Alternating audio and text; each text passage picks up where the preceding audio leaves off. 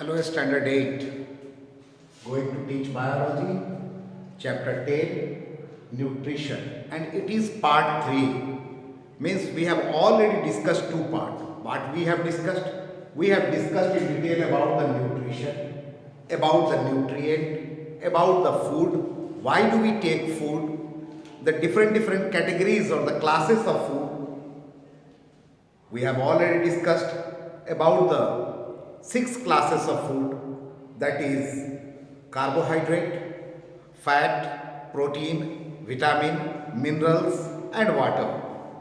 And in that we have finished our discussion related to carbohydrate, in which we have discussed there are 3 kinds of carbohydrate, that is sugar, cellulose and starch.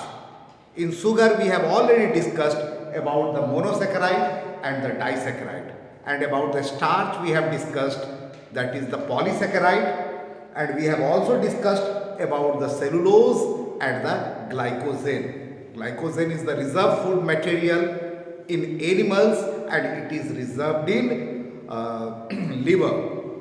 And we have discussed about the roughage, that the cellulose contain roughage and which is necessary for the clearance of our digestive tract, means gut. Now we are going to discuss the second class of nutrient, and the second class of nutrient, that is fat. As I have told you that carbohydrate is energy giving food, same is the case with fat also. Fat is also an energy giving food. It is also made up of carbon, hydrogen and oxygen. It is made up of carbon, hydrogen and oxygen as carbohydrate. But in carbohydrate, what I have taught, that ratio between hydrogen and oxygen is 2:1. But here the case is not like so. What is difference? The oxygen content is much less. They produce more energy. Here oxygen comparing to carbohydrate is less.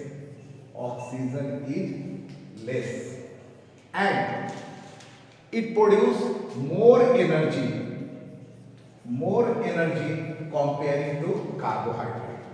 Carbohydrate also gives energy and fat also. Carbohydrate is also made up of carbon, hydrogen and oxygen, and fat is also made up of carbon, hydrogen and oxygen. But in carbohydrate the ratio between hydrogen and oxygen is 2:1. Here the less amount of oxygen is there, and comparing to carbohydrate it produces more energy. Okay. And here 1 mole of fat releases 9.45 calorie. 1 mole releases 9.45 calorie energy. That part is clear. Kilocalorie energy is released by this fat, 1 mole of fat. And common food rich in fats are butter, ghee, cheese, vegetable oils, okay, fish, all contain fat. And fat and oils are made up of fatty acid and glycerol. Fats and oils are made up of fatty acid and glycerol. Very clear? So, we have discussed about the fat. Now, more amount of energy is produced. Important storage form of food. It is stored in the adipose tissue. And in the tissue chapter, you must have read about the adipose tissue. Adipose tissue is present just below the skin due to deposition of fat. Serves as solvent. Solvent for what? When we will discuss about the vitamins, we will discuss that there are 2 types of vitamin, water soluble vitamin and fat soluble vitamin. So certain vitamins are soluble in fat and protects the body against heat or insulation. It gives insulation to our body. It was about the fat. Now coming to the third class of food or nutrient, and that third class is the protein. What do you think? Protein is also a energy giving food? No. Then what is protein? What are the components of protein? What is the use of protein? And if deficiency of protein is there in our body, what will happen? Let us discuss in detail. Protein is not a energy giving food. It is body building food. Okay, body building food. It means what? It means that for growth and development of our body, protein is necessary. What I advise to my children, to take maximum amount of protein so that your height may grow. But if I will take protein, my height will not grow because I have crossed the age of growth. But there will be development in my body. Development means this fatness will increase. I may become fatty. Body will develop, but the height will. And as far as yours concerned, height and body both will develop due to protein. It is a compound of carbon, hydrogen, oxygen and nitrogen. Carbon, hydrogen, oxygen and nitrogen. In carbohydrate and fat, nitrogen was not there. So nitrogen is extra essential element for protein. Without nitrogen, protein is not possible. And in some sulfur and phosphorus, in some proteins, sulfur and phosphorus is also present. Not in all. But nitrogen is essential component of protein. In all the protein, this nitrogen is present other than carbon and hydrogen and oxygen. Very clear? Now, one more thing about the protein, let me discuss. There are 20 types of protein which takes part. There are 20 types of amino acids which takes part in the formation of protein. So, for the formation of protein, amino acids are necessary. Or you can say that amino acids are the smaller component of the protein. Or you may say that amino acid combines to form protein. Very clear? And for repair of body cells and tissue, protein is necessary. And in emergency, not in regular condition, in emergency gives energy. Very clear? In the case of emergency only, it gives energy.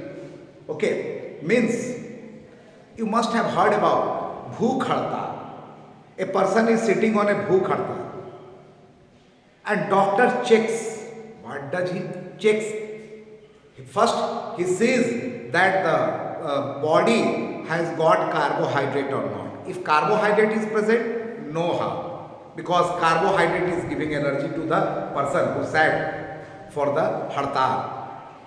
Next, if carbohydrate of the body is used, then fat is oxidized to give energy.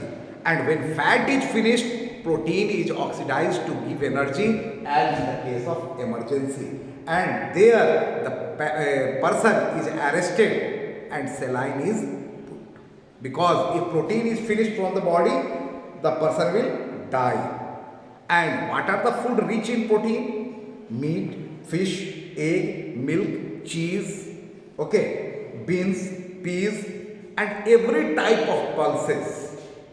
Okay, and deficiency of protein leads to two main diseases, and those two diseases are Kwashiorkor and marasmus. Very clear? Two diseases, very important for the examination point of view.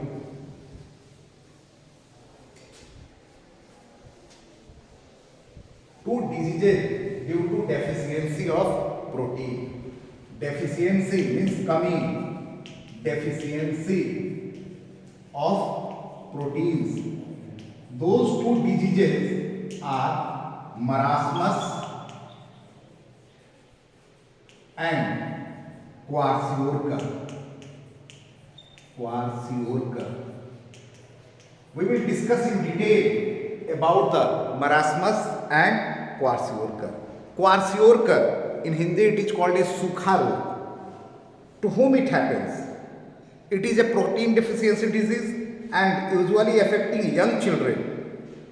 And when it happens, when the mother stops breastfeeding to the babies, okay, that time the babies, if proper diet is not given, they suffer from kwashiorkor, this kwashiorkor. Okay, means if a baby is given not proper amount of protein, the disease kwashiorkor takes place or Sukha Rog takes place, or the mother stops breastfeeding. Okay, the children diet mainly consists of other thing you are giving and protein you are not giving, then the children will suffer.